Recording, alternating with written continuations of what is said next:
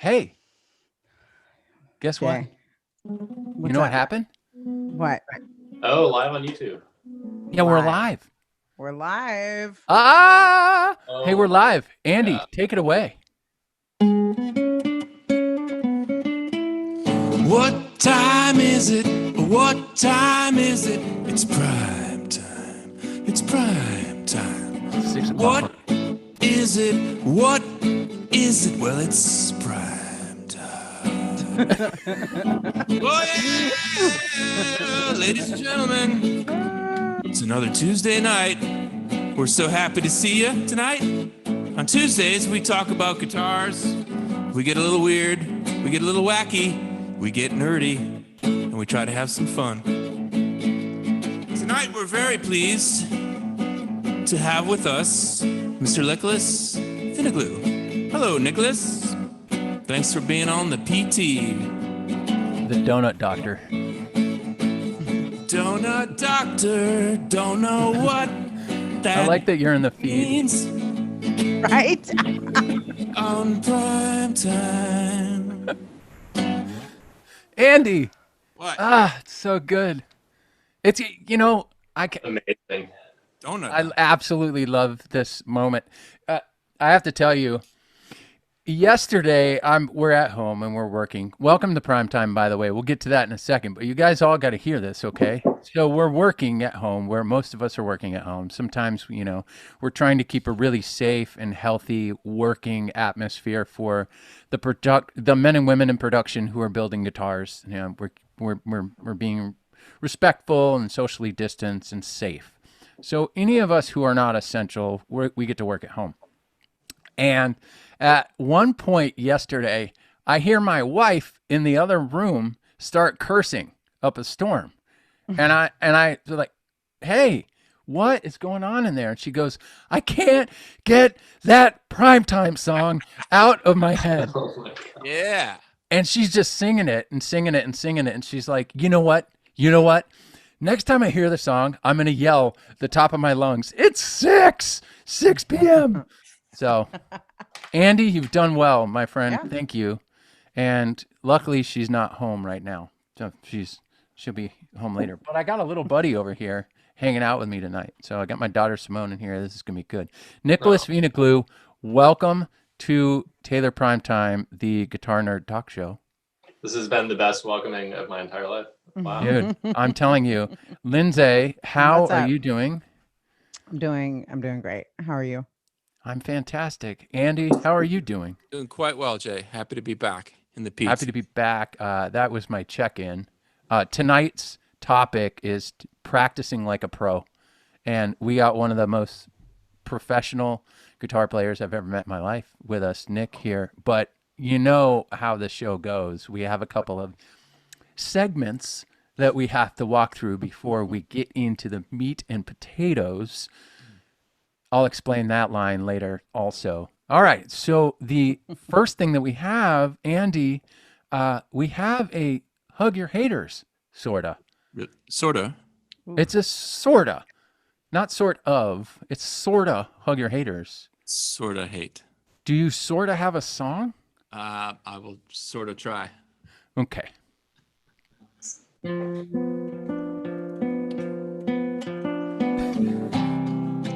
Everybody needs a hug these days. Maybe now more than ever. Nick will show you how to play a fill right here. Remember, keep your hugs distant and virtual. Please stay safe and sneeze into your elbow. There are lots of flavors and colors in the world. What do you like on your pizza? What car do you drive? Sorta hate, it's okay. That's how the prime time roll. Yeah.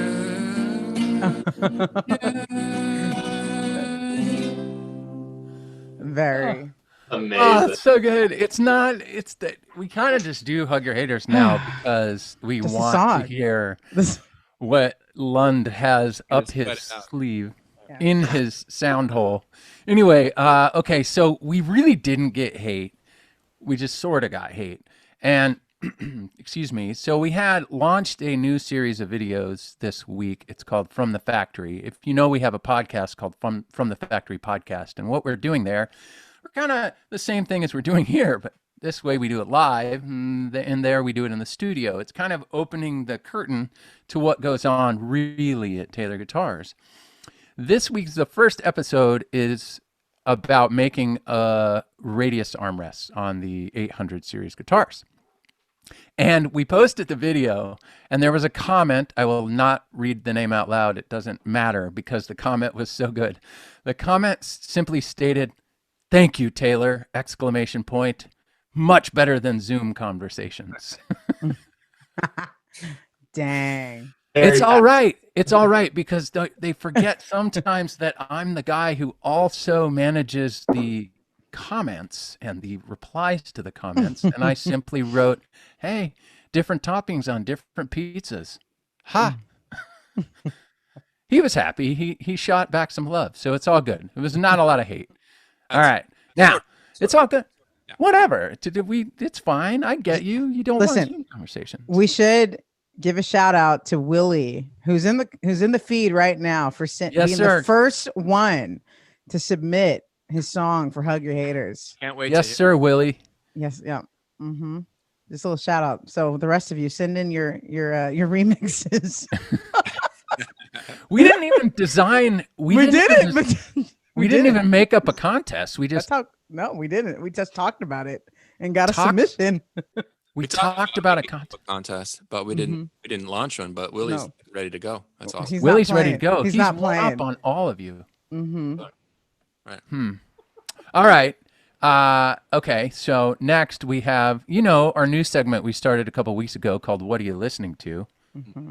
I didn't even grab my records today, so I have to tell you what I'm listening to. This is weird. You got to be like, All right. What are you listening to? Do you have a tune for us, Andy? What's new?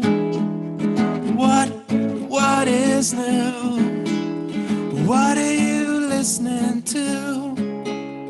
What are you listening to? You know what my favorite part about the show is? The 20 minutes of jibber jabber before we get into the subject. Part that everybody hates on us the most is your favorite. That's why they hate on the Guitar Nerd Talk Show, Nick. It's the deal. But whatever. I try to get fired every single week by Bob Taylor, but he keeps watching and telling me he likes the show. So Oh my god. it's not going to happen. Someone asked me a few weeks ago. They said that we should get a new host and get an adult this time. Yeah. So we hired Lindsay. All right, cool. So what do you listen to, Nick? What? You got any? I guess the most that I've been listening to lately, like focused listening, that's like really turning me on and getting me like juiced up. Listening to a lot of old Earth, Wind and Fire records. I was just like transcribing After the Love Is Gone this weekend. Amazing song, and like really digging into it. It's like, holy crap, it's absolutely incredible. And then also a bunch of Julian Lage, but also his most recent acoustic album, which is just like absolutely insane. That's pretty much it. I feel you on that one. Hey, Lindsay, what are you listening to? Yeah, what's been mostly in cycle the last week has been Robert Glasper's Dinner Party with Terrence Martin and Ninth Wonder. It's phenomenal. Robert Glasper's a genius. And then also I would say Chloe and Holly's Ungodly Hour, which is a ridiculous R&B album. Oh, yeah. Amazing. Mm-hmm. I said it. Drink. Okay. Shot time. Andy, what are you listening to? Y'all are so sophisticated and hip, but I'm going to go old school. I'm going back to a record that I got into in high school. And this is one of the greatest live rock records there is. UFO, Strangers in the Night. This was recorded in 1978 in the Midwest. Chicago Amphitheater, which no longer exists, was one of the venues. But this is like Mike, if you're a Michael Schenker fan, flying V plugged right into a Marshall with nothing else. This is a demonstration on how that sounds and how to solo and sound like a great rock band. And this whole record is killer, and it just sounds good. It sounds like you're sitting in the Chicago Amphitheater in 1978, and I remember what that was kind of like. So, kind of went back to it, and this album holds the test of time, man. Great record. It is a great record, and if you haven't listened to it, you should listen to it. Yeah, I had it once on vinyl, but I had some records get stolen once, and that was a bummer. I actually saw the tour. Like that's the tour when Schenker he bailed in the middle of it, and I happened to see him in Mount Prospect at an ice rink, but Paul Chapman was filling in. Were you ice skating, like free skate? There's this used to be this mall called Ranhurst that had a pretty big hockey rink that could hold about 2,500 people, and it was like UFO in Kansas or something like that. Holy smokes. I didn't say amazing that time. I said holy smokes. Anyway, my mom found us. She couldn't find us for some reason, but my mom's watching, Nick. Oh, hi, Mom. Be on your best behavior. I'm like polar opposite right now. So I actually, interestingly, we work with Sergio Vega. He plays bass guitar in the Deftones, and the new Deftones record came out. It's called Ohms, and it came out on my birthday, which was trivia questions, September 25th. There's no applause. I can't hear it. Okay, anyway. And it came out on my birthday, and I listened to it a couple of times, and then I really went back to listen to it. Here's why. Sergio posted a picture of Michael Bublé shouting out the new Deftones record, and I like Bublé. So I started listening to it, and I haven't been able to put it down. But I'm going back and forth with my whole collection of Aretha records. So it's like I got Aretha on one ear and Deftones on the other ear. So there you go. But we're going to talk. I'm trying to get Sergio on the show so that we can talk about how a lot of the riffs that they write as a band, in the band the Deftones, right? Heavy metal, they write on Taylor acoustic guitars. So really interesting. Yeah. Thanks. Awesome. That's all I got. Nick, welcome to Taylor Primetime. And if you guys are new to the show, man, there's a lot of people watching. Mm-hmm. Have you noticed that? Mm-hmm. That's good. If you're new to the show, this is the Guitar Nerd Talk Show, where we talk for about 20 minutes up front, and then we deep dive into a subject or two. And then we do some Q&A at the end. We got some trivia question with prizes and stuff like that. So thank you for joining us. We appreciate you. Ooh. Nicolas, the Donut Doctor Veinoglou, welcome. We are so happy to have you on the show. It's exciting. You're the third person who hasn't worked for Taylor that's been on the show. So Amazing. Outsider's perspective. Yes. Welcome. How are you doing tonight? I'm good. Life is weird. I recently adopted a second Chihuahua, which never would have thought I would have ever owned a small dog in my life, because I grew up with like big German Shepherd dog kind of thing. And yeah, I just like play guitar all day, eat donuts. I've been eating more fruit and vegetables because I had a physical and my cholesterol is a little high from the donuts. So been eating a lot more vegetables, playing guitar, playing video games, walking the dog pretty much my entire year. Hey, it could be worse. Mm-hmm. You've been doing some work for us from time to time, so that's fun. Yeah. Some of you may notice right here on YouTube, Nick, he'll do overview videos for guitars. He did one recently for the American Dream AD-17. He does playthrough videos. He does some videos we call feature call-out videos.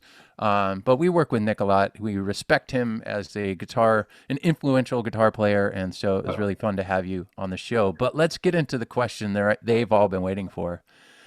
Nick, what in the heck do you do?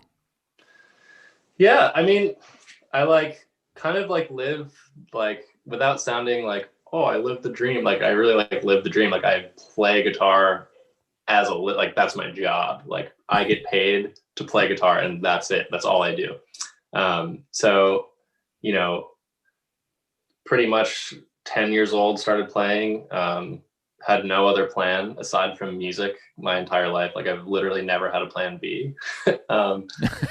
And, you know, didn't do too great in high school, but I pretty much just made it to Berkeley, did the 4 years there, graduated, did like the exact opposite of how I did in high school and college, because it was all I cared about was music. So I like crushed college and then moved to LA 6 years ago now. Pretty much started touring like immediately once I moved here, with a bunch of different pop acts. First gig here was with this cat, Jordan Fisher, who was super awesome. We did like 2 years of touring straight, and then work with a ton of local artists, do a lot of musical directing. So, you know, artists like makes a record and they want to put on a show. So I'll program the show, put the arrangements together, rehearse the band, do all that, and then kind of go for it. And then also just doing like a lot of touring. Obviously, up until this year, since pandemic, no one's playing any shows ever. But before that, I was supposed to, this year alone, I think we were supposed to be out like 9 or 10 months straight. We were going to do like a world tour with this artist I play with named Bozzy, who's with Atlantic Records. And yeah, like usually I'm just on tour and eating donuts, playing guitar. That's like my play. We'll get into donuts in a minute, but so you've been playing since you were 10 years old.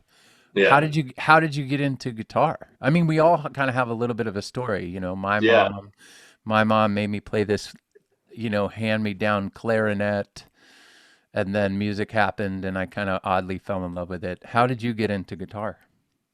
Yeah, I started playing, like there was always a guitar around the house, just like a cheap, like kids, you know, like $10 kids guitar. And at one point I like just decided I wanted to like do music. We had like a little cheap, you know, rubber band guitar that was never, you couldn't even tune it. And we had like a 1 octave little keyboard that was basically a meow meow keyboard, you know, it would like meow meow meow every time you hit the keys. And I just asked for a guitar for Christmas one year, and I just got like one of those electric guitar starter kits. I had like a black off-brand Strat. And like I started getting really into it, and then around that time, like my parents got divorced, so like there was like a whole bunch of like drama. I got like super depressed, basically skipped school for like that entire year and just stayed home and played guitar in my room, because it was like the only way I could like function as a person. Basically, like if I wasn't playing, I was like having a panic attack or something, or just like feeling like a crazy person. So for like that whole entire year, I basically just played guitar like 15 hours a day in my room. And then I remember I figured out how to post videos on YouTube, I think when I was 12 or 13. And I started getting like a lot of positive feedback, and people were like, wow, this is so inspiring. Like, I'm going to learn guitar. And then I kind of realized like, wow, this thing I'm doing like alone in my room, I could share with like other people who are feeling down and like make them feel happy. And then kind of just like woke up one day and was like, crap, I have to like do this for everyone. Yeah, and then I just never stopped. Never stopped. Yeah, That's pretty interesting. I you know, we all, again, we have our story, and I was working on some videos with Lindsay in the studio. We have a room called The Shed at Taylor where we film stuff from time to time. And I asked her the same question, because it's really, it's interesting. How did you get started, and why are you still here? yeah. And I uncovered, I think my reaction to Lindsay was pretty good, because I said, Lindsay, do you remember I said, Lindsay, let's reenact this. Yeah. Lindsay, when did you start playing guitar? How did you get started? Yeah, I was about 11 or 12 years old. 11 years old, but 12 was when I really took it serious, because I got kicked out of band, and it was a punishment from my dad. I had to like, because I couldn't be in band playing saxophone, which is what he wanted. He was like, I'm going to be your teacher. And yeah, it was a punishment. Every week we would have a test in classical. I'd go through the solo classical books, the Renaissance, all those different ones. And every week I'd have a test, and I'd either be grounded or things that, the traditional punishment back in the day when you can get to spank your kids, or I would pass the test. That's amazing. And then I loved it. I said it. Andy, how did you get started in guitar? My mom had my first memories of guitar sound, the sound of a guitar, were my mom playing. She had like an adult ed class that she was taking lessons in when I was young, and she'd put me to bed and I'd be falling asleep, and that's when she would get it out and practice. And I think just the energy of music just came over me. I went from a really weird thing where the first music that I really dove into hard was the soundtrack for Camelot. Oh, wow. Like I was like, oh, I got to listen to that again. It's Richard Burton, and there's a bunch of stars on that. And then I went like John Denver. It was like, wow, John Denver. And then it was Physical Graffiti. And then it was just after that, it was all over the place. And I got a guitar, and my buddy and I started a band before we started a band called Satin before we even had guitars. Yeah, you did. Yes. But we were going to get them. And I remember taking, at the time, the Sears catalog to my father and saying, hey, I need this guitar and this amp. And he's like, you don't play guitar. I'm like, oh, yeah. But I'm gonna, So That's good. It's so good. I mean, I played a hand-me-down clarinet, and I remember at the same time we realized I needed glasses. Like It was a similar period of time. And I remember the time where my music teacher, my mom always sang in the church choir, and she, played piano, and it was always just something we had. My dad listened to their record collection I would just thumb through it and didn't know what half of it meant when I was a kid, but I just thought it was really cool to have that experience. And I remember two vivid periods of my life where like really great memories were the time where I got glasses for the first time, and I was like looking out the windows like, whoa, this is what I'm missing. And the time my music teacher told my mom that I should upgrade and play tenor saxophone. And I always wanted to play guitar, and so badly, I was like kind of saving money, and my mom was going to help me a little get a guitar. And I really wanted to play bass. And she said, it was like the oddest, I don't know. I mean, she's a very smart woman, but she said, I think you should learn how to play 6 strings first. And that's kind of where it started. I had some teachers. It failed. I ended up teaching myself later in life. I didn't really stick with it as well as I should have. I wish I would have. But anyway, it's interesting how everybody gets started. Mm-hmm. So, Nick, during the pandemic, you've been doing lessons, right? You did a live stream with us on Instagram once, and I asked you to actually keep it more lesson-like, and it was one of our most successful lessons. In the last episode, or the last issue, of Wood and Steel magazine, we have a digital version, as most of you know now. Nick also did some videos, some how-to videos, some quick lessons and tips. And looking forward to our next issue, you're also going to do some more lessons and tips for everybody. So we're really thrilled with that. Practice like a pro. I mean, practice like a pro with you starts with practice what you preach. Maybe take us through some high-level pointers of where you start and where you finish with practicing. Yeah, I mean, the biggest thing with practice, people make it such a big deal in their head. Like, oh, I need to practice. If I want to get good, I need to practice like 3 hours a day all the time. Or like people associate a lot of practice time with a better product. Like, wow, I practiced this many hours this week. Like, I'm going to get really good. And it's really like, it's not about the amount of time you spend practicing. It's the quality of that time that you do spend practicing. So, and I've been experimenting with this for like 15, like I've been taking guitar and practice seriously for like 15 years. So I've experimented a lot with different kind of practice regimens and practice routines. And amongst all of them, a few of which I can share with you guys and get into it, but the common thread is just always consistency. Like you have to be habitual and consistent. That's just like the key. That's like the only real key. It's not like riding a bike. You know, if you learn how to ride a bike and you do it for 3 weeks and then you don't do it, you don't ride a bike for a month, you can probably hop right back on and remember, you know, but music is just not like that. And every aspect of music is like a muscle. You know, if you're going to the gym, I've probably been to the gym twice my whole life, but when you go to the gym and you work out, you're feeling great, and then you take a month off and all of a sudden that 50-pound feels like 100 pounds, you know? So just keeping it so consistent,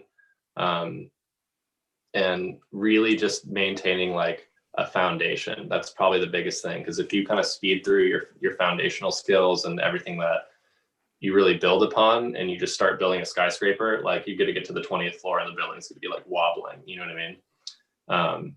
So being as consistent as you can, just with like the basics, like the major scale, your triads, your arpeggios, your inversions, and always keeping that stuff through. Like I still practice the same fundamental stuff every day that I practiced like 15 years ago, you know, and I notice my playing start to get a little like iffy when I neglect that aspect of my practice. And it doesn't have to be a big deal. You know, you don't have to dedicate 90% of your practice to foundational stuff, but as long as it's in there, you know, 15, 20% of every day, I think that's super, super important.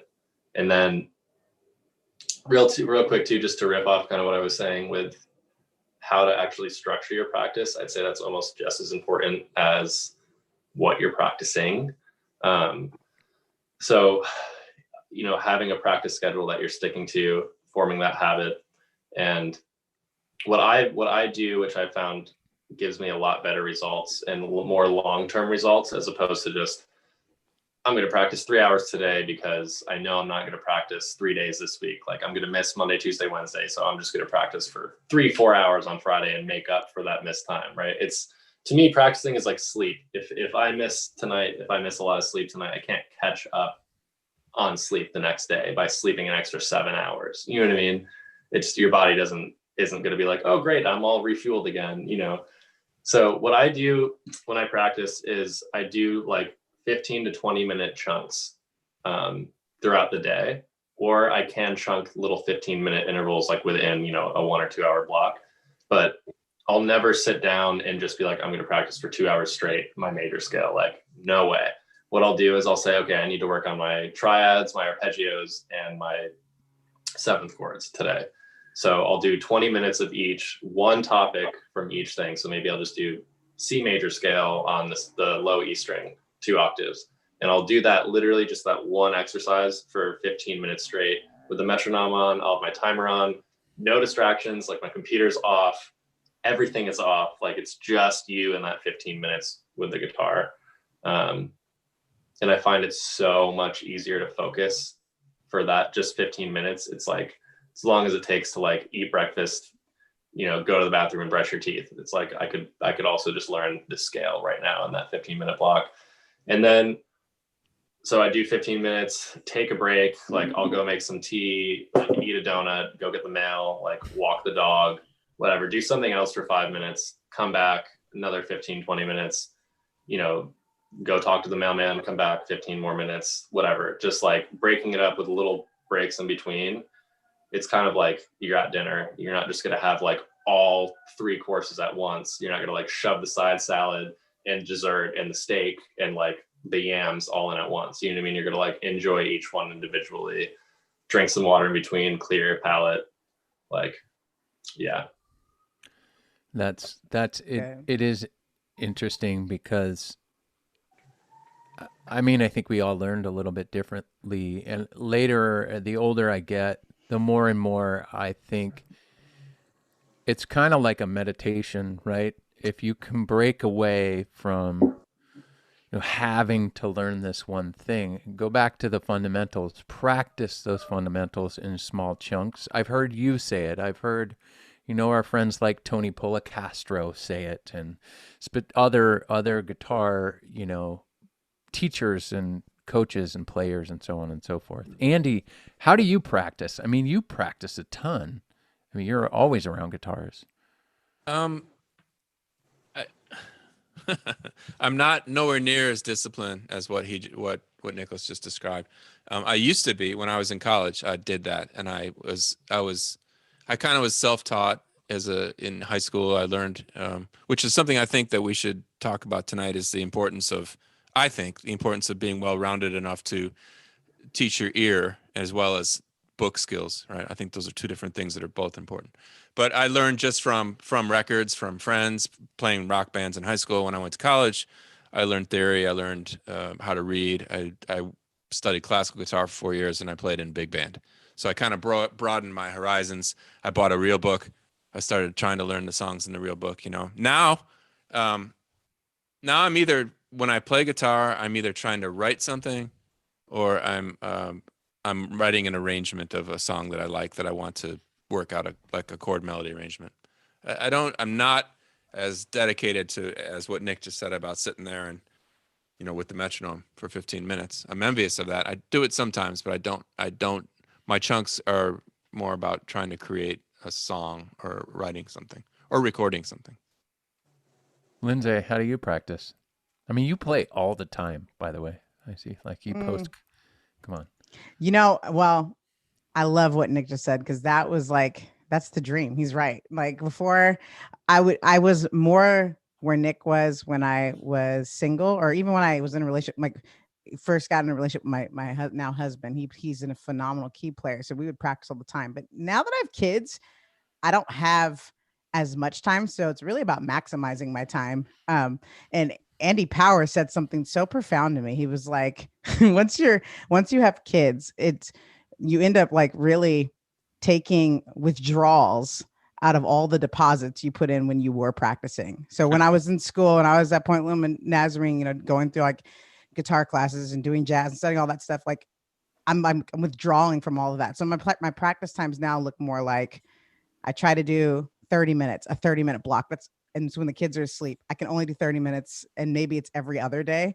And the first 10 to 15 are fundamentals, trying to go through my skills, trying to force myself to not lose the memorization of the fretboard, like knowing your fretboard's important. And so I just try to make sure I remember, like, all the different notes up and down the neck scales, arpeggios, triads, all that stuff. And then the next 15 minutes are either learning songs if I'm going to gig, or it's going to be just shedding the songs I love, just to have some fun in my practice. And that's it. 30 minutes. 30 minutes is all you got. That's all I can do usually. And Nick does chunks of 15. I think it's all really good insight. I think if you look at it, maybe it's what works for you, but I've noticed with shortest attention span, maybe, that I can only do 15 minutes.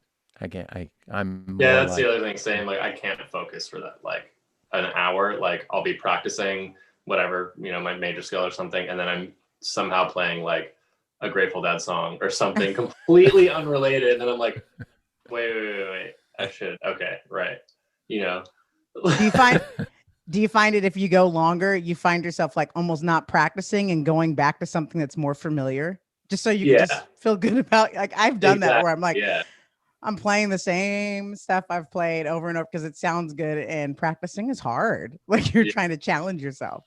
Yeah. And I feel like during practice too, you realize like how much you suck. And then you're like, I should just play the song that I sound really good on, that everyone thinks is impressive.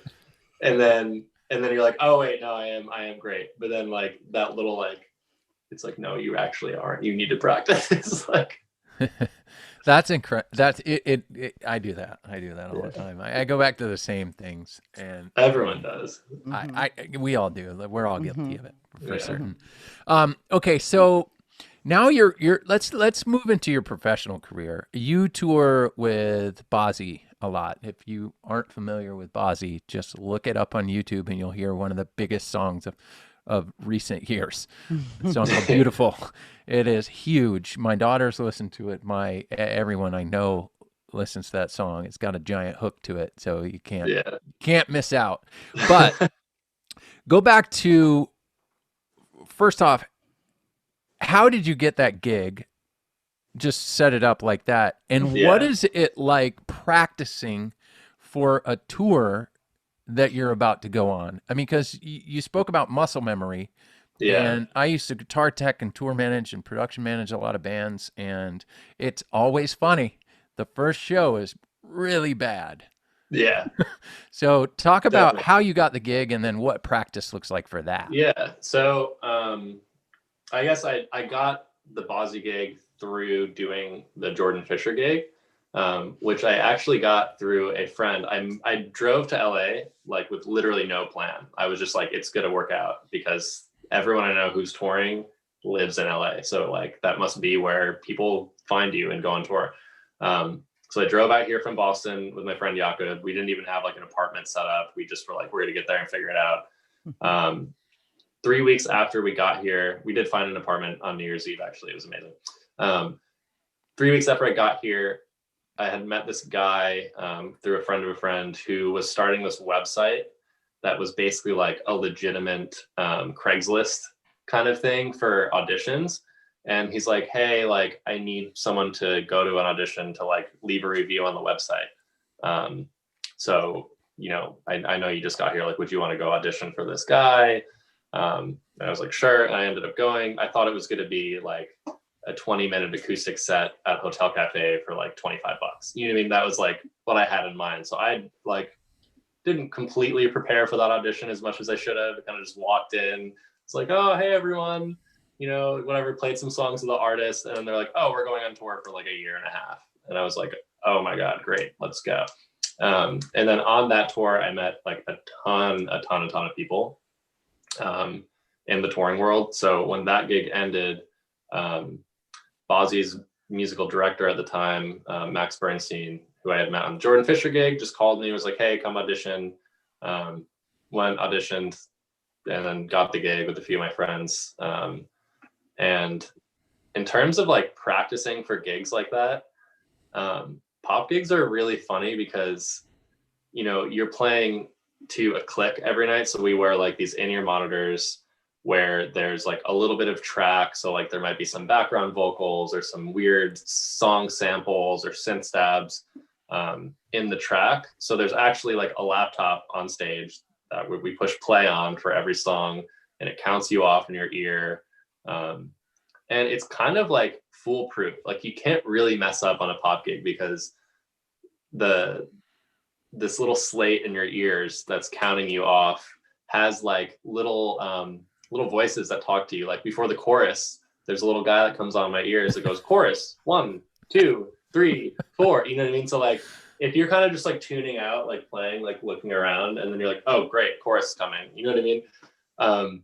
Yeah, pop gigs are funny because you kind of just learn the set and then you just know it. Like I've never really practiced, like gone home and been like, I need to practice these songs like crazy right now. Cause I usually rehearse for like 2-3 weeks, and it's basically just like so repetitive every day. And pop songs like are not hard on the guitar.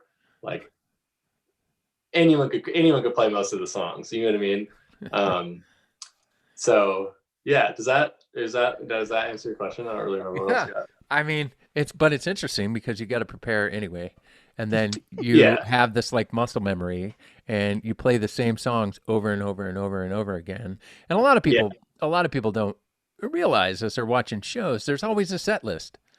Yep. And you get to the point, I mean, Andy, Lindsay, you both know, you get to the point where it's like, and this goes into the next song, and we're going to play 3 songs, and then we're going to take a break, and we're going to tune, and so on and so forth. But it's really interesting because those shows that you're doing are so massive. I mean, what is the biggest show you've ever played?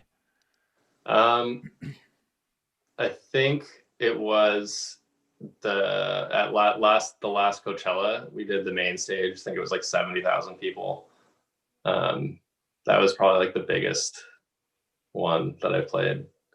But those shows are funny. Like I like the more people, like we did like a couple like arena tours, and like I get way less nervous for those shows because there's just like so many people, and you're so far, you're actually so far away from the audience like you can really only see the faces of like the people in the first like few rows, and then everyone else is kind of just like a floating like seashell rainbow of like cell phone lights, and like the energy that you feel when people start screaming, like when like 20,000 people are screaming at you, it's like, just, I don't know, it's like a bath. It's the best bath ever.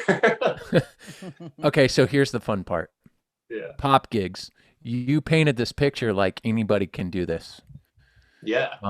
But you're I mean, literally, like if you anyone can, like I grew up in like Great Barrington, Massachusetts. You know what I mean? Like a tiny town in Western Massachusetts. Like, I mean, part of it's luck, but part of it's skill. I mean, you have to have you know, anything you do. I lucked out, and I get to work at Taylor Guitars. That's pretty cool. Tell 20-year-old Jay that I'd be telling stories about Bob Taylor and hosting a live show for Taylor. I probably would laugh.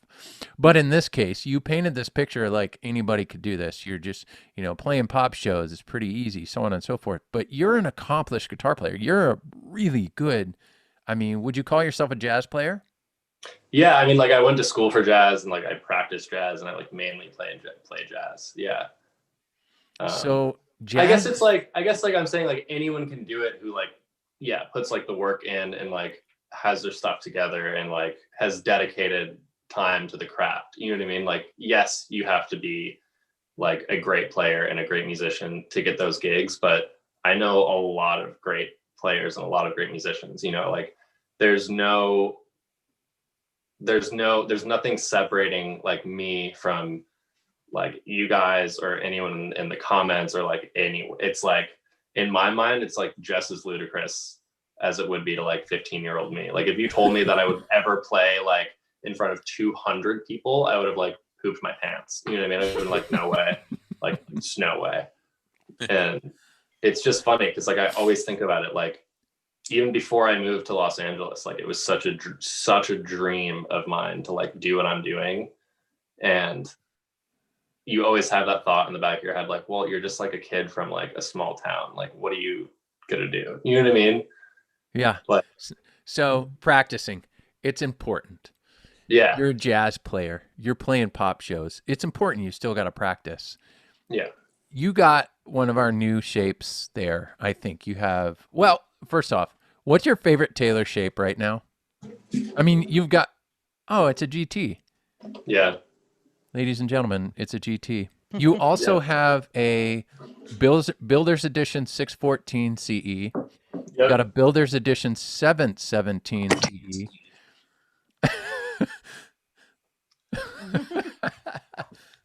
Yeah. You love those guitars. I know you do. You play a lot of electric guitars. You love Fenders. You've probably seen Nick playing Fenders. He did some new stuff with the new Tellys that are out. You're often on pickup jazz doing stuff. You got a bass in the corner over there. So the GT. How about, we never really get to do this with the guests that we have on here, but how about you show us what part of your practice regimen looks like when you sit down on a daily basis? Yeah, absolutely. I mean, a few other things too, just like that I always do before I start playing. Posture is a huge thing. I like have crazy neck problems from just having terrible posture, because like a lot of times when I practice, I'm like this, like hunched, like literally hunched over. You know what I mean?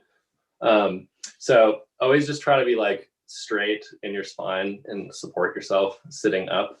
Another thing too that's really common is wrist and hand injuries. So if you're ever having like wrist pain or finger pain or a tingling sensation or something in your wrist, your elbow, or your forearm, stop, because you don't want to break something that you can't fix. So sit up straight. I always first shake out my left arm, and then bring my left arm up to the guitar, just as if like I'm catching it. Like if someone's dropping the guitar and I'm catching it, and I kind of look at where what my wrist is doing. You see how straight it is right now? Like that's kind of like the general that's what my body wants, right? So I'm going to try to maintain the integrity of this like straight line as much as I can. Obviously, if I'm doing bar chords, there's going to be somewhat of a concave shape, or concave. So super, super light. I'm always trying to be aware of that. And then the other thing that I'm always doing for like, this is like the first 5 minutes of any practice session for me, is realizing how little pressure we need in the left hand. Because I always find when I can't play something, I start like really gripping it, like squeezing the neck like so hard, which really is just creating more tension in my fingers, which is going to make it way harder to do whatever I need to do. So I'll do this exercise where I just like pick a random fret, whatever, 3rd fret on the high E, and I'll just make it so that nothing's happening, right? And then I'll slowly, gradually apply pressure, right, until I have the note, right? Like I wish you could see how gently I'm touching the guitar right now, right? And I'm getting the same note that is if I push as hard as I can with all of my fingers. Nothing changes, right? There's no difference in the tone. There's no difference in the note. So having that light touch is going to help you just like navigating the neck. It's going to help you with your speed, with your technique, with your like fluency, everything. So that's kind of like how I warm up. Like my warm up isn't so much as doing like some chromatic exercises or something. It's really kind of just like settling into like my seat and like feeling, sounds so hippie, but like feeling my body and where I'm at, like with the guitar, and giving myself like some gentle reminders to like chill out. That's fair. That's fair. Yeah. Because often we sit there and we put the axe in our hand. Do you want to play a couple of things? That would be super cool. Yeah, Show us what's next in your routine. Can I go to the bathroom? I've had like 3 cups of this, and No. I really need Go. to pee. This is the first time that's happened. This is the first time that's happened. I have to pee so bad. Yes. All right, go. Play me a pee song, Long Gone. Run. You know, it's something I will say. He said something so so undervalued and so important. I had when I was at Point Loma Nazarene, a guitar extraordinaire. His name is Frank Potenza. He's actually a teacher, the guitar instructor at USC. He talked about, like, he showed us his fingers and he had no calluses, like, at all. And he's been playing guitar for like, I don't know, like at the time, 40 years or something. And his fingers were so soft. And and we were just like, how do you play only nylon? And he was like, no, it's just, you don't need a lot of pressure. We overdo it. And from that point on, I just always was very conscious about like the touch. We don't need as much pressure, and we're making the notes sharp half the time. Yeah. So that's a really, really good point for all those people that are trying to learn at home. Like, you don't have to wait till you get calluses to get good. Like, the touch is everything. Yeah. I had a classical teacher, Lindsay, who, he was getting me into the same thing like Nick was talking about with posture and your neck, and basically just like letting your right hand fall where it normally wants to be. And that's how it should feel. Right. Like, just like he said, keeping his arms straight, because that's how his ergonomics for his body work. And then when I would be practicing, he would come around and try to pull my hands off the guitar. Just to see if I was over gripping. So what you said is really important. The least amount of pressure it takes to get a note to sound good is all you need. It's all you need.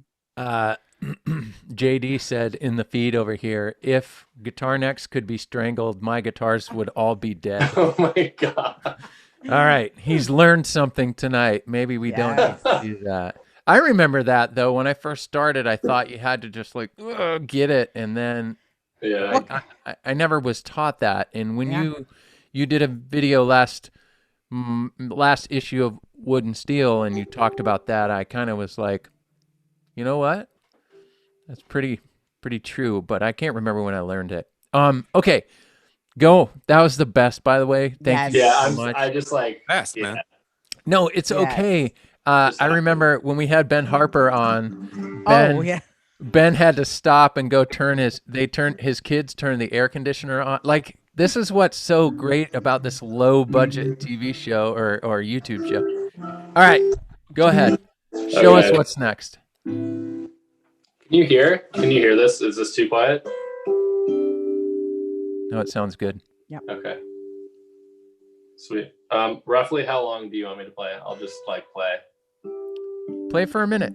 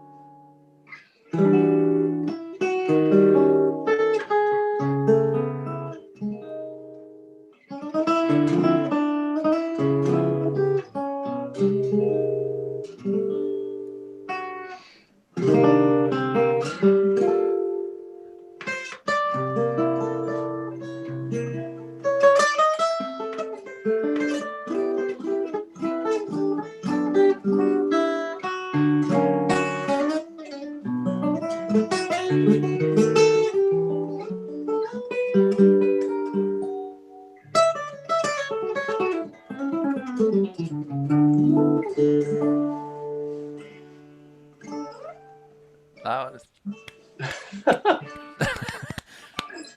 ladies and gentlemen, Great. that is why I wanted Nicolas on the show. And Lindsay, That is my after So P serenade. that was your after P serenade. And Lindsay, not all guitar jazz is bad. I told you.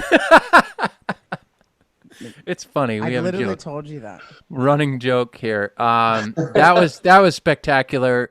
It's that time of the show. We hope you learned something, but it's that time of the show where we have some Q&A. We got some Q&A from the email that came in. We'll take some questions from the feed on over here on YouTube.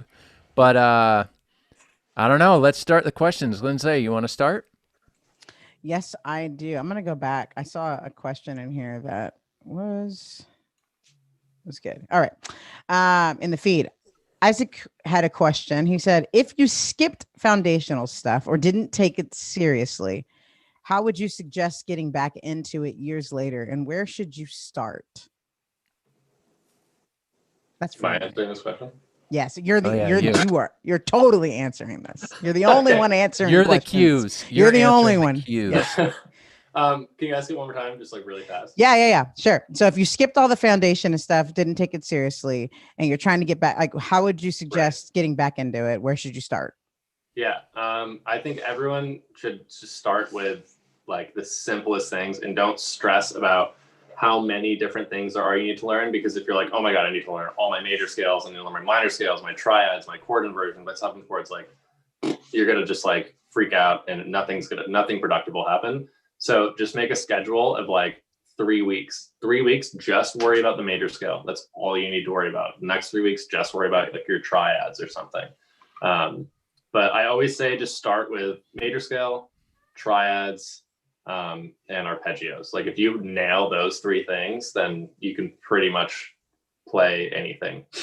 And for just following up on that, for people in the feed that might be like just starting out, will you break down like a triad quickly?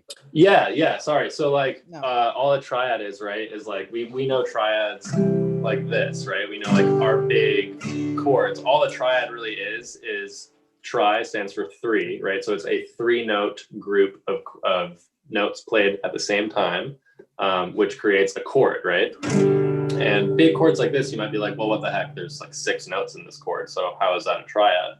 Well, if you look at it, there's still only 3 unique notes. There's just a lot of octaves going on, right? So I still have here G, B, D in this case, and then I just have G, D, G again. So a lot of doubled notes. So when I say learn your triads, I would say learn every single triad inversion for every single chord. So if I'm saying just playing C triads, I'm going to break every big C that I know into 3-note groups. So I could just say this, for example, I could just play top 3 strings, and I could move that right all the way over the neck, basically on every string set, over and over, right? Right. Does that make sense? Yeah, that's perfect. Andy, you got a question? I have a question for somebody who hears you play something that they really like, and they say, "Nick, I don't care about triads. I don't want to play scales, but I want to play guitar." What would you take them as a student, or are you that adamant about it? And what would your approach be to somebody like that? Or maybe they're not ready to dive into the theory part of it or something. Yeah, 100%. Like and that's another thing. You don't need theory to be good at music or be great at guitar or piano or whatever. Like some of my favorite players like don't know any theory. They just have like the best ear ever, you know? And you can totally teach someone, you know, just maybe not, there's a little more of a hurdle because it's harder to go, oh, you could use this scale over this chord, and they can go, oh, great. And now anytime I see this chord, boom, I can use that scale. The way that I would teach someone like that is like, oh, you can use this sound over this kind of chord. And then they go, oh, great, I know that sound, you know? So I think as long as you're spending like a lot of time developing your ear, then you can kind of get around it. But either way, all those, I have like 2 students right now who completely don't want anything to do with theory. But it's funny because they already know all of their theory. They just don't know that they know it, you know? Yeah, that's I can play the ear, but if you told me to play I don't know, I would look at you and go, oh, how's that? What's that shape? You know, this noise, that's more me. We got some good questions in the feed over here. Rob earlier said, I think he gave a tip about a good way for him to practice, or maybe some other people to practice, is to play in front of a mirror. Do you ever play in front of the mirror? Yeah, all the time. Always. I'll do sitting and standing in front of a mirror for like one hunk of time. And I'll also film myself playing. Sometimes I'll put my phone like just focused on my right hand where my picking hand is doing it. And I'll actually film it in slow motion to see what I'm doing. And you figure out so many bad things that you might be doing with your right hand. The mirror kind of achieves the same effect, just like a little more broad. But it is a really good exercise. If you watch your fingers while you play in the mirror, you always mess up. It's so weird. But it's super great because you'll notice like, wow, my wrist is doing this when I'm playing, or like this arm is going up here. You know what I mean? You'll identify visually anything that might be going on that's wrong, or anything that looks uncomfortable with your fingerings. So yeah, totally. Lindsay. Yep. How would you recommend this is from Mirna. How would you recommend I learn guitar from YouTube? There are so many lessons and I would like to have some focus in my study. That's a great question. Yeah. Wow. I mean, the great thing about YouTube is it pretty much has everything on it that you need, which is why it can be sometimes more challenging. It's like going to a restaurant that has everything you want on it. Like it has like Asian, Italian cuisine, like barbecue, like, you know what I mean? You're like, well, now I don't know what I want. It's like, so I think the best thing you could do is maybe try to stick to like 1 or 2 different channels on YouTube. Like find someone who has like a series on like beginner guitar, and then follow that and stick with that, because the biggest thing with YouTube is there's so much great information, but it's not put together in any kind of curriculum or any kind of, you know, learn this, and this. And I see that all the time in students. People will be like, I know all my pentatonic scales, I know all my bar chords. I don't know how they work together at all, because I learned a YouTube lesson that said this, another lesson that said this, but no one ever said, oh, these 2 things go together because of X, Y, Z. And I know there's a ton of channels with like, you know, programs of, you know, lesson 1, lesson 2, lesson 3, lesson 4. So maybe I guess I would try doing that. Yeah. Great. Andy. Even a more basic question. If somebody came to you and said, I want to learn how to play guitar, but I just want to learn on YouTube. I don't want to have a teacher. I don't want to have a live human being teach me. What would you say to them, or what would you point out to them? Yeah, I mean, it's really tricky, like not having someone to answer your questions as they arise, because that's with learning anything. Like I started learning tennis recently, and like I watched a ton of tennis tutorials on YouTube, and I was like, I'm gonna rock this. And then I got on the court and was like, what am I doing wrong? Like I need someone to inform me of my own kind of doing or wrongdoing, like some more direct guidance. Another thing that I find too that can be challenging not having a teacher is accountability. Like really making sure that you're actually practicing and holding yourself accountable for actually practicing. But you can definitely get by on YouTube. It just might take a little longer. There's nothing wrong with like just learning off YouTube though. But if there is some way that you can supplement that with like a teacher or something, just to like iron out the questions that you'll have. And I always say, whenever you're practicing, like have a notebook and a pen and write questions down as they arise, because then you're gonna like, go eat a donut halfway through your practice and stop practicing and completely forget all of your questions. Like, right. Yeah. I think I agree with that too, Jay. I think that nowadays YouTube is such a valuable, powerful tool. Like, but what do you want to learn how to play? You'll find 8,000 versions of the song, 800 versions of the song. But there's something about a good teacher, the connection to a good teacher, where like if you're learning how to play a bar chord, and I can't get the G string to ring on when I play this bar chord, and a good teacher would be like, well, if you just tuck your elbow in a little bit, you're going to end up rolling your finger over a little bit so that fingers are not flat, right? And half the time when you're trying to get some of those inside notes to sound, if you're coming across the opposite part of your knuckle, you just have to move your hand. And nobody, like you just said, Nick, nobody on YouTube is saying, look at your hand right now. That's why it's not sounding. All you got to do is this. And that's like, light bulb. So. Yeah.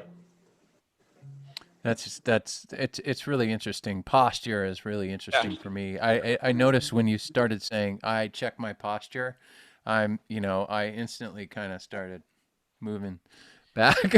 And am I sitting right? I often do that throughout the day. There's a ton of good questions coming in. I learned to play lead first. This is from William. I learned to play lead first. How can I back up and learn to be a better rhythm player?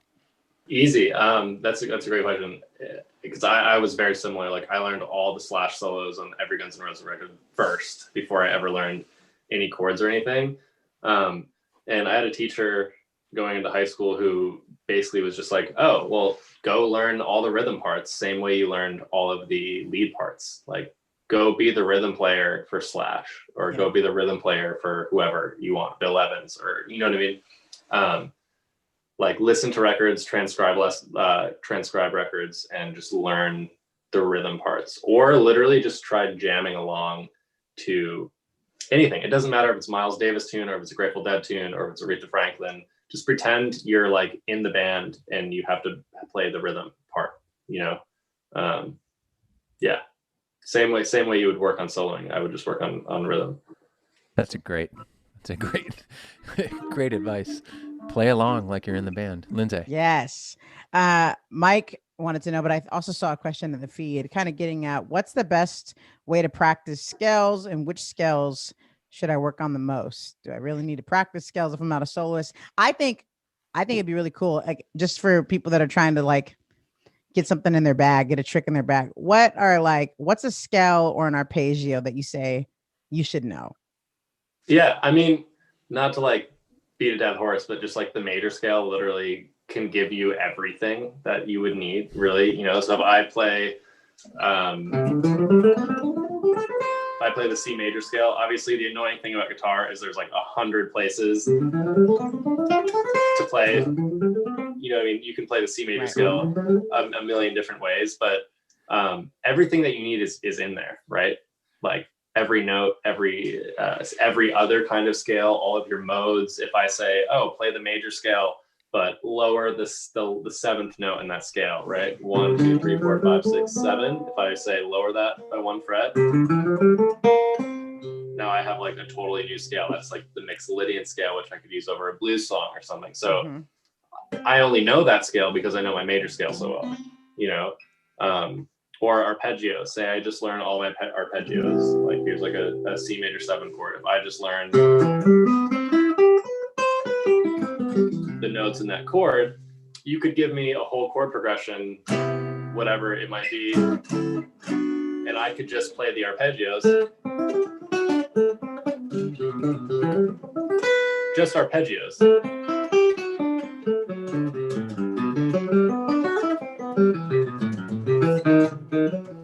Right? So like you could get through like any song, any chord progression, just learning like the major scale, honestly. Because the nice thing about arpeggios, if you know your major scale, all the arpeggios come from the major scale. So it's like all you need.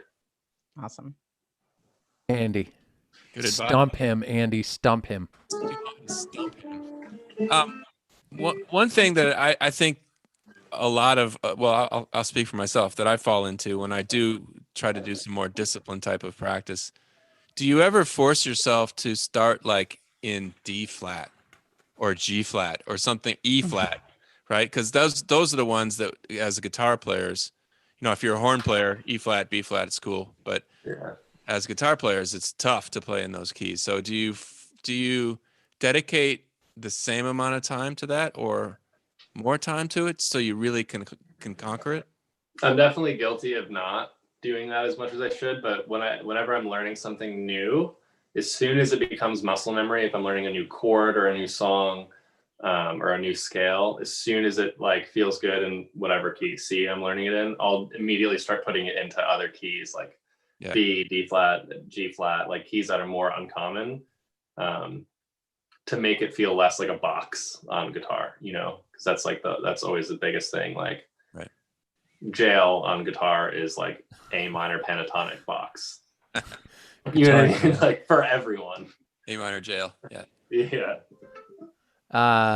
This is, I mean, the questions are blowing up, and I don't think we're going to be able to answer all the questions tonight, which raise your hand in the feed if you want Nicolas to come back to the show, because it looks like we have some love. They love you out here. And there's a guy named Nicolas Veinoglou who keeps commenting about you. Yeah, I've seen that. It's kind of weird. Anyway, I got a question. Hey, you guys, why don't you make a lesson of the week on Primetime? That's good. Let's do that. That's a good one. That's a good one.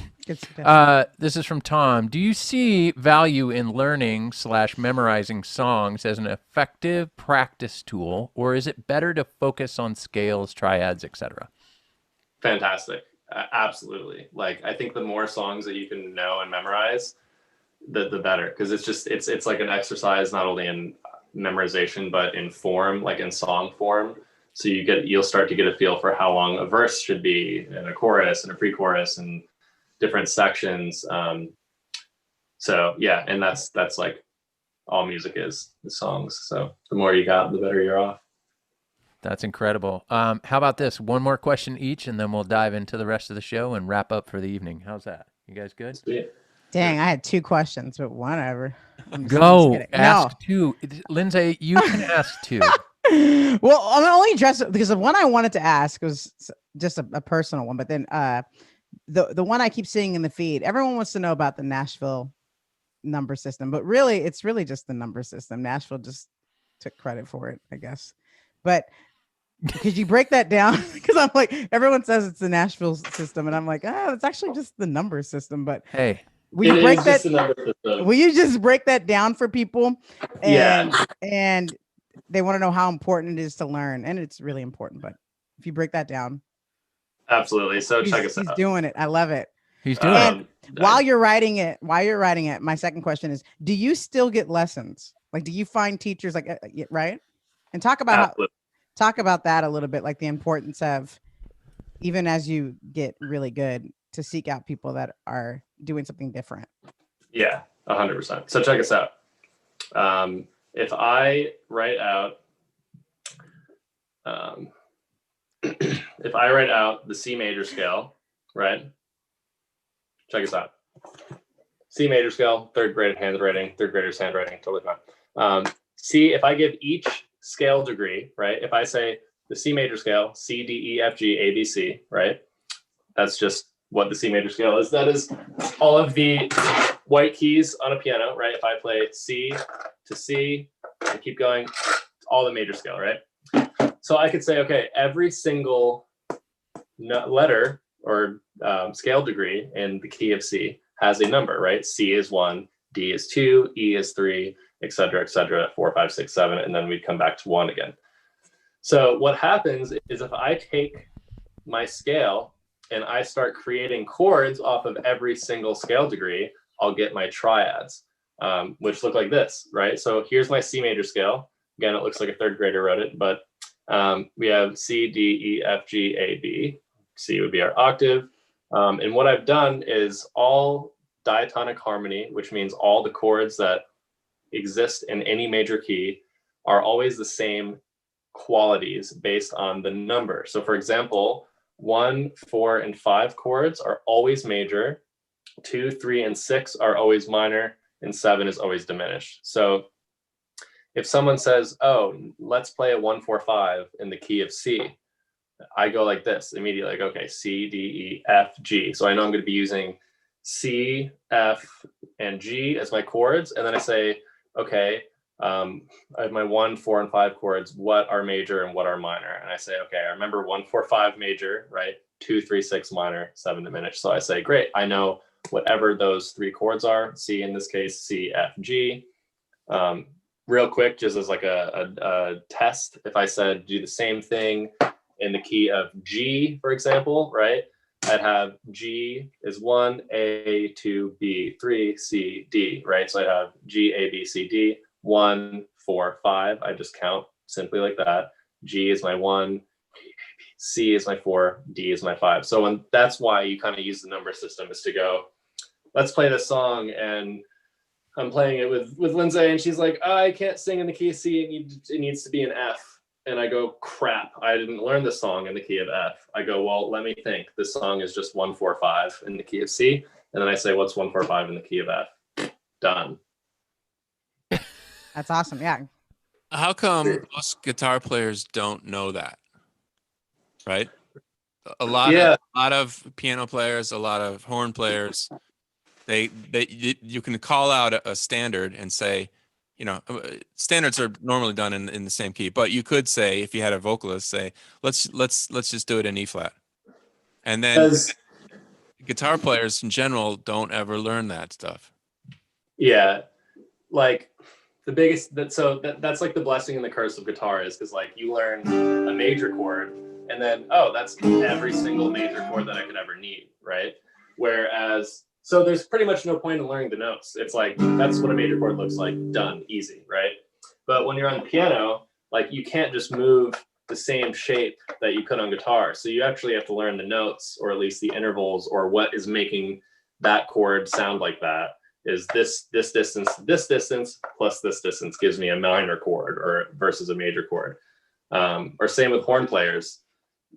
I feel like most other instruments have to be a lot more aware of what's actually going on under their fingers. Whereas guitar, you can kind of just like do it. You know, you're like, oh, it's this shape and that shape. Sick. Like, yeah. Time to eat a donut. Time to eat a donut. Is this transposing? That was a question. The number system? Yeah, it says, is this transposing? That's the question. You can use it as a tool to help you transpose. I suppose. But it's not, I wouldn't say like the number system isn't transposing like in itself. If I say like play a 1, 3, 6, 2, 5, 1 in the key of C, it's only transposing if I say, oh, that's in C, let's play that in G now. Same thing. That would be a capo. A capo would be transposing. Yeah.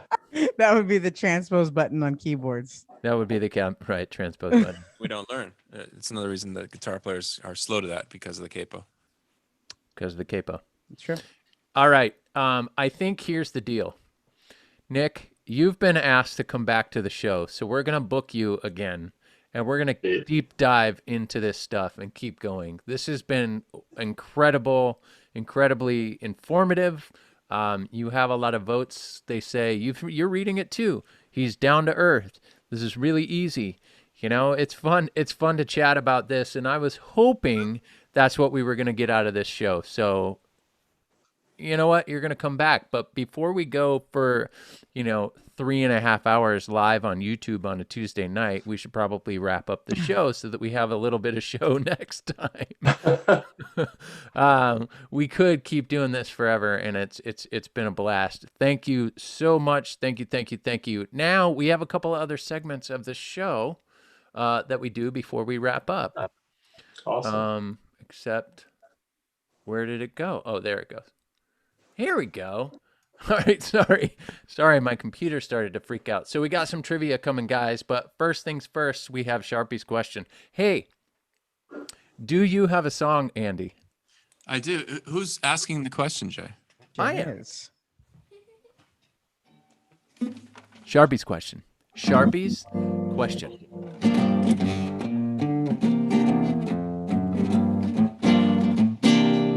The next segment comes from Jay. He's been waiting to ask all day. It might be about philosophy or why you play what you play.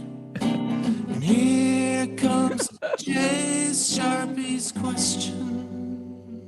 Sharpie's question. So, as you guys know, if you're new to the show, we had a fella that started the show with me and Andy. His name was Chris Sharp. He took off to go, venture into the beer industry, because that's what we do in San Diego. You either work in guitars or beer, or at Qualcomm, right? I think that's how it works. Anyway, so Sharpie's question's a question where we just ask something, and it doesn't have to be about guitar, or it can be about guitar.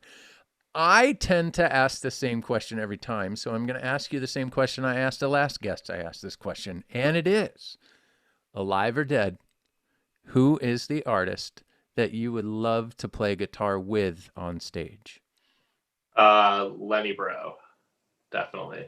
Oh. Breau, if you don't know.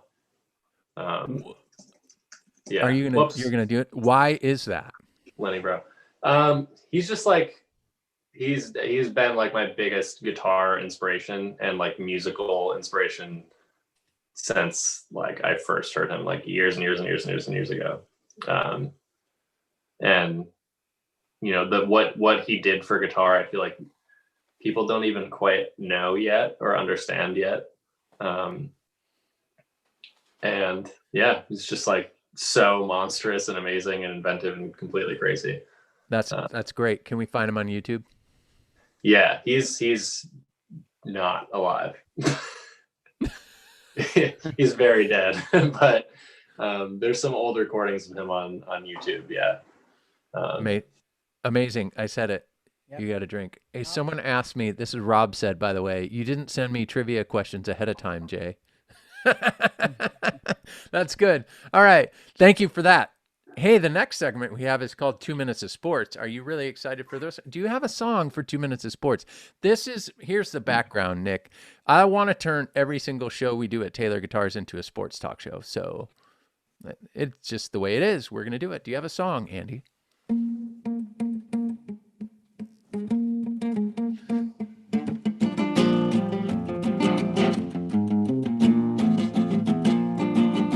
The 2 minutes of sports is not enough for Jay. He's a really big fan of anything with a ball, sport or music. It's a really close call. He could talk all day with a Midwest drawl, but all in all, it's just 2 minutes of sports. So That's so good. That might have been my favorite one you've done thus far. Nick, you are from the Massachusetts, so you must be a Boston sports fan. Is that true? Yeah, everything except the Bruins. What? Trash. Well, I agree. However, that's because I am a Detroit sports fan and, the Red Wings. But the folks who watch the show weekly, they understand that I wear hats. I wear a hat for the guest most of the time. Sometimes I double up, so on and so forth. But I only wear hats if I have two of them. I have 2 Boston Red Sox hats. I don't wear them. They are a tribute to a good friend of mine. So, but I already told you that. That's fine. We're good there. So Detroit is fine. Detroit's fine. So I put on a Detroit hat because you don't care as long as it wasn't the Yankees, right? Yeah, Okay. literally. So the first thing I want to ask is, Lindsay, how about all of this basketball stuff that's going on? I mean, players are going all over the place. This is great, isn't it? Listen, it's amazing. I have Woj notifications on, and it's blowing up. Trades are happening crazy. Okay, so we got basketball out of the way. Baseball, we don't need to talk about baseball. Let's get down to the what everyone really wants to know. Mm-hmm. What is up with donuts?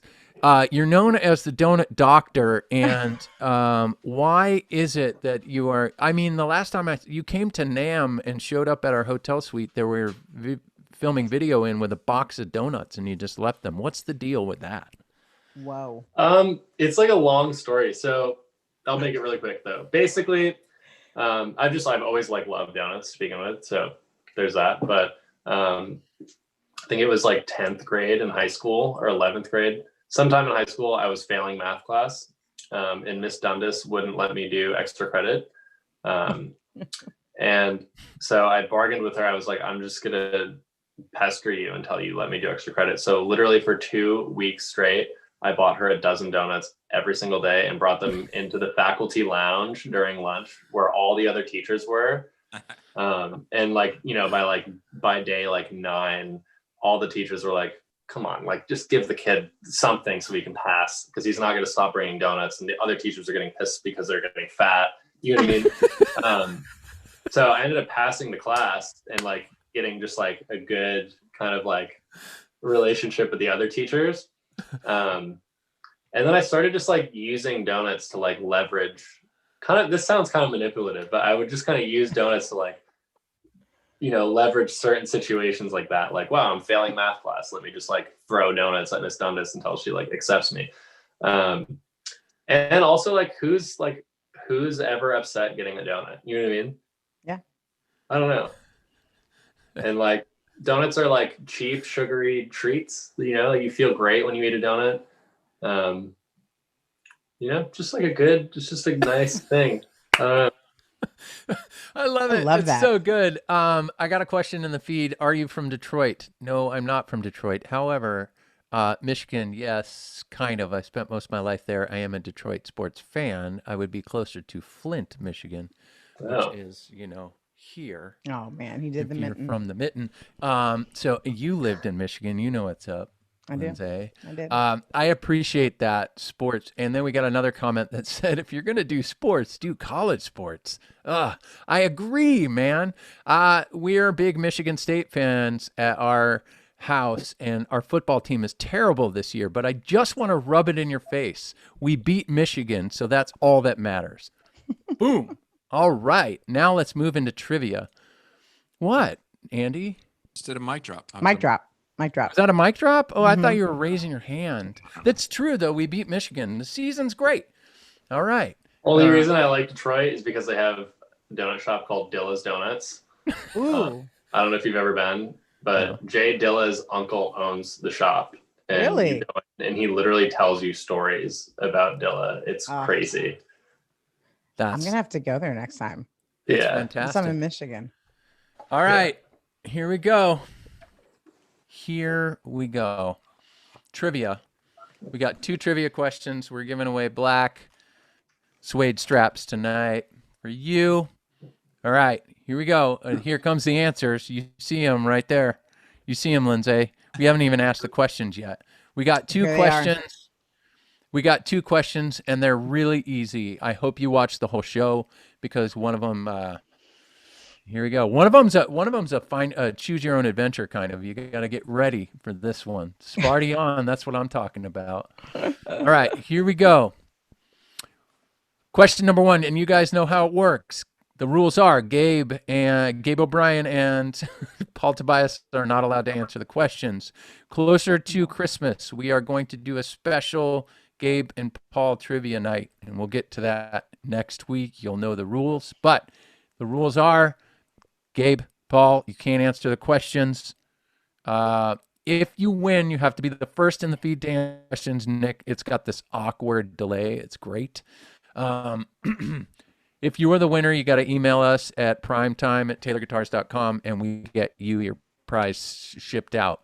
Please note, it is the holidays, and shipping guitars is really important to us. And sometimes some of our tailorware prizes are a little backordered.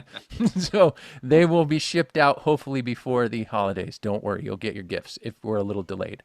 I was told to say that. That was my PSA. All right, the first question is, you guys ready? Drum roll. Brr. Okay, that was our drum roll. What is Nicholas's favorite Taylor guitar shape? So easy, it's awesome. What is his favorite Taylor shape? Jag Productions. Jag Productions. He just kept saying it. Yeah. Yeah. All right, dude. All right, send us an email. You know the deal. Now he's just guessing other ones. GT Urban Ash. That's right. GT. That's it. Yeah. Yeah. We got it. You guys are great. Dang. They're flying in now. Wow. They paid Good job. All right, send us an email. You got it. Primetime@taylorguitars.com. And the next question is this one. You guys better be prepared.